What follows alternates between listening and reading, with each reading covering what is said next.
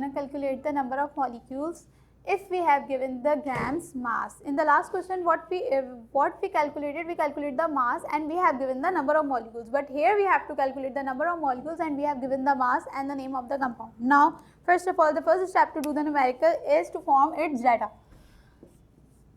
जो चीज़ें हमें गिवन है हम वो डाटा में लिख देंगे. सबसे पहले हमें मास गिवन है. The mass of the carbon dioxide is 8 gram, whereas the name of the compound is given, so we can easily calculate this molecular mass. The molecular mass is simply calculated from its formula. The formula of the carbon dioxide is CO2. It means it has the one molecule of the carbon and the two molecules of the oxygen. The simple way to calculate the molecular formula is to write the simply I can say that the molecular formula is the sum of their atomic masses. Okay, now the atomic mass of the carbon is 12 and the oxygen is a 16, but the quantity of the oxygen is here 2, so we multiply the atomic mass of the oxygen with the 2 and then sum up them. If we do if we multiply 16 with the 2, it is 32, and after summing up them we got 44. So the molecular formula for the carbon dioxide is 44. So two things we get from data, the mass is simply given and the molecular mass which we calculate from its formula, which is 44. Okay, now what we have to calculate? We have to calculate the number of molecules, and we know that the formula of the number of molecules is simple. Now put the solution of put the heading of solution. The formula to calculate the number of molecules is number of molecules equals to moles multiplied by Na, and the formula of mole itself is mass over molecular mass, which we have studied earlier. Now if we open the formula of mole in this, so we got number of molecules equals to mass over molecular mass. Mass over molecular mass, here is the formula of mole, which we simply open in this formula. By opening the formula of mole in this formula, we got the huge formula and we can easily get our number of molecules by putting values. Now the mass is given simply here 8 gram and the molecular mass which is calculated by us is 44, and the value of Na is constant, which must be known about the student.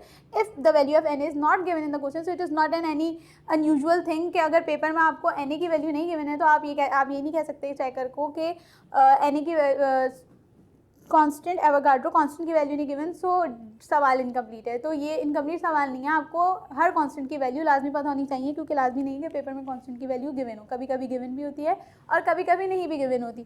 So the value of the constant is 6.02 exponent power 23. चाहें तो data में mention कर लें, नहीं भी करें तो doesn't issue, direct सवाल भी लिख सकते हैं. ठीक है, जब आप इन सारी चीज़ों को सम अप करेंगे, इन सारी चीज़ों को कैलकुलेट करेंगे, so the value of number of moles you will get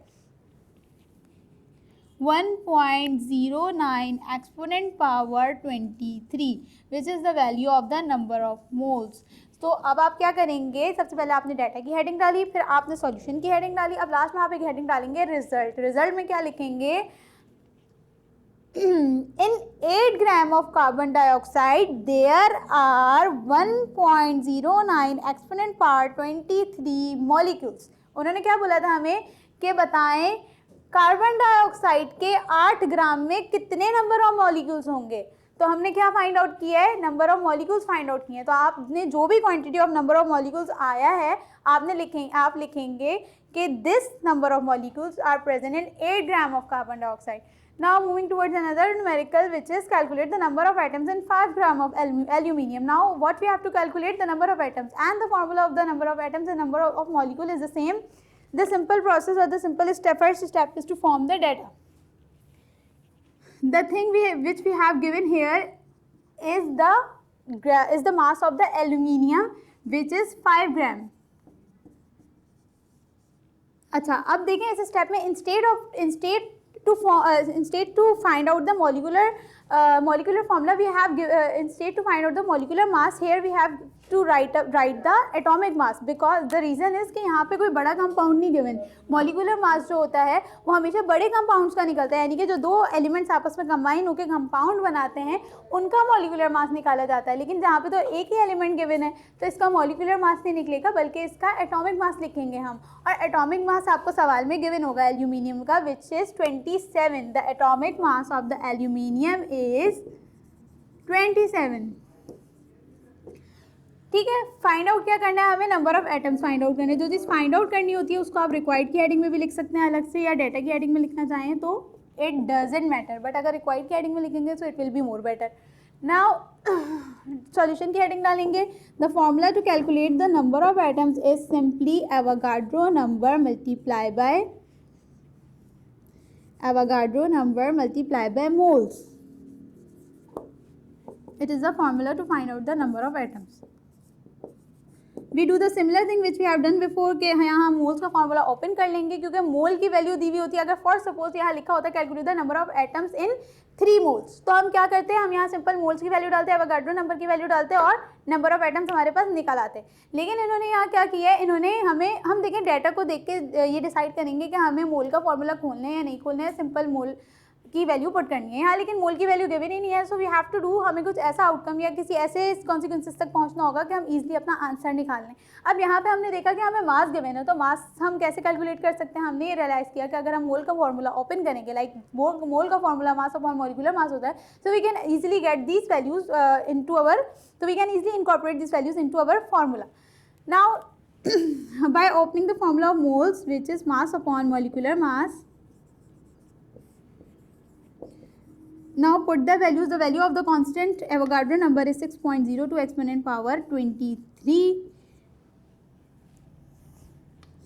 The mass which we have given here is 5 and the molecular formula नहीं है आपके पास, molecular mass नहीं है, atomic mass है एल्युमिनियम को, तो आपको सवाल में गिवन होगा, आपको मेमोराइज नहीं करके जाने एटॉमिक मासेस किसी भी एलिमेंट के, आपको ये क्वेश्चन में गिवन होंगे, सही है। तो आपके पास जो मॉलिक्यूलर मास जो आया है वो एल्यूमिनियम का वो 27 आया है, सही है। सो नंबर ऑफ एटम्स अगर आप इन सारी चीज़ों को कैलकुलेट करें, 5 को 27 से डिवाइड करना और 6.02 से मल्टीप्लाई करवाएं, so you will got 1.11 exponent power 23 which is the number of atoms present in 8 gram of aluminium. इसके बाद आप एक लास्ट हेडिंग डालेंगे रिजल्ट की, and you will write there are 1.1 exponent power 23 number of atoms present in 5 gram of aluminium. So this is the simplest way to do the numerical. First you have to write the heading of data, the things given in the numerical, you have to place all these headings into the data.